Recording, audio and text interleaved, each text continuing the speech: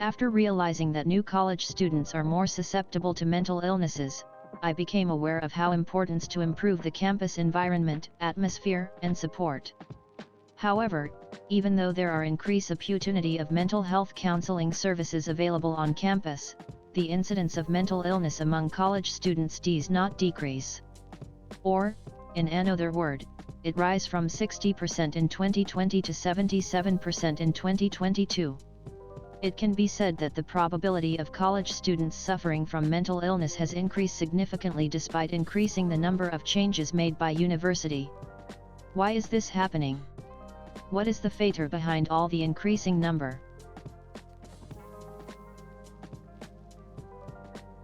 College life is indeed full of pressures. The most usually one is, as we all know, academic pressure. At the same time, college life is the first time for most of the people to integrate into a community using their own abilities, not protected by the parent or teacher. But in addition to the academic pressure, there are often other factors like unfamiliar teaching methods, lectures that with up to 300 people, or sharing a room with strangers in an 80-square-foot space, or missing their families or pets. I summarize these as pressures that are often recognized by people, that is, problems that are more commonly known.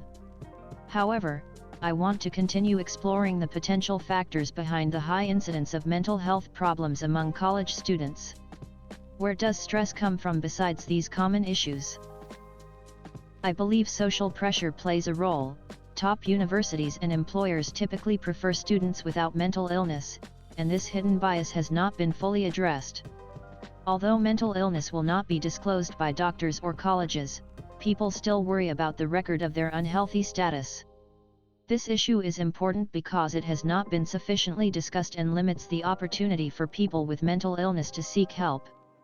When applying for a job or college, although students perform exceptionally well academically, their mental illness can become a red flag that admissions officers do not openly address. In a Florida college, admissions officers consider a student's mental health revealed in their admissions essay as a red flag and prefer to choose other students. Many students refuse professional help because they are afraid of leaving a record that may have a negative impact on their reliability or social adaptability. At the same time, this social exclusion will exacerbate the psychological pressure on patients. As human beings, we do not enjoy feeling like outsiders. As I discovered in my research, seeking help for people with mental illness is extremely difficult and often misunderstood. Mental illness has not been defined as a permanent illness, but it has become a negative label in the minds of many decision makers. Although a person's mental illness does not really affect their work efficiency, it is often associated with it.